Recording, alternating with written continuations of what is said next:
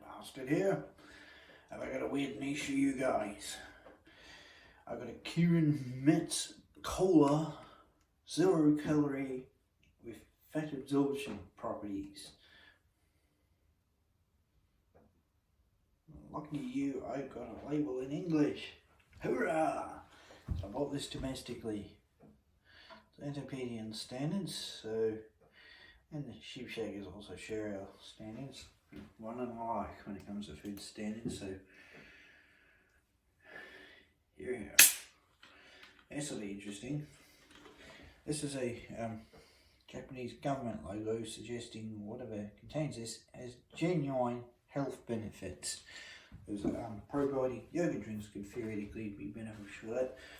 There's margarines that actually legitimately lower your cholesterol because they did it in the EU and make health claims in the EU. You have to prove they actually work. Could feature that because it genuinely improves your well-being.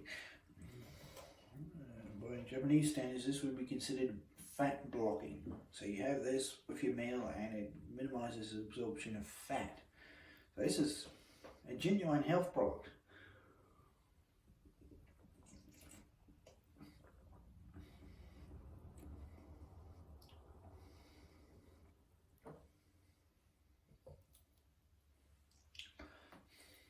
It also tastes like a cola. It's got an earthy, natural, almost organic flavour to it. It's very good flavour. It's mostly because if you're not familiar with the various types of cola, this will be a head spinner. This tastes a bit like almost cola root over cola nut.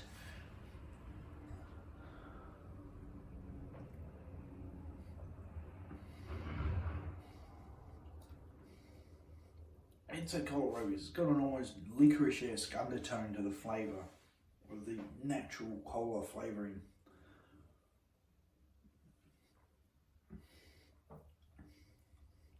I don't know why, but this particular example isn't well carbonated. It's very fresh. It's got a 3 months of shelf life practically, almost.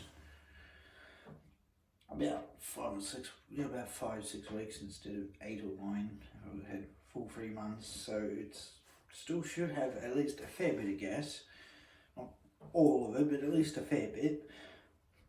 Amazingly, for a 0 calorie cola, it isn't like drinking turpentine cut down with paint stripper.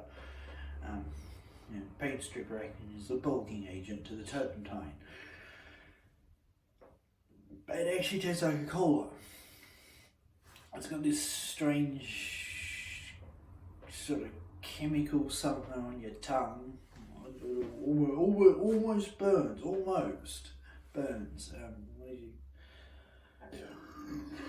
It's just so many chemicals and shit present, but not quite. In the meantime, it tastes like an entirely decent cola. This, in my opinion, therefore, is a raging success. It isn't literally undrinkable. It tastes so horrific. It blocks fat absorption. It's 0 calorie. I mean, this is as close as you're going to get to it in a carbonated drink to literally being a health food. And I'm sure you're going to say, oh, what about kombucha? You try drinking kombucha.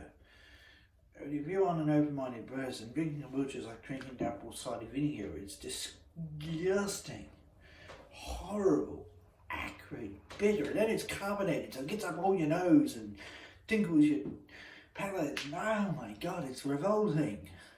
Unless you're a particularly open-minded person, this would just be a normal cola. This would just be a cola drink to most people. So, yeah, this is as close as you get to a free kick in a soft drink. That is a raging success.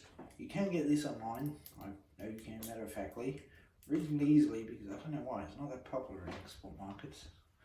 Whatever. Fun fact too about Japanese folks. See that pinstriping there? That means it pulled the label up. So, which aids recyclability greatly. You remove the lid, circle the bottle, circle this. Most of the Western world, this is garbage. Get the lid loose so it starts to explode and crackle and pop when you crush it in the back of the truck or at the recycling plant. So give it, say loose, still attached. They can crush, they can depressurize. That's not good for the carbonation, I must insist. That's those parameters out there who go on an anti-plastic fetishism tirade. This is what you should be arguing for. Not a lot of the crap you're battling on about. Either way, fat bastard out here.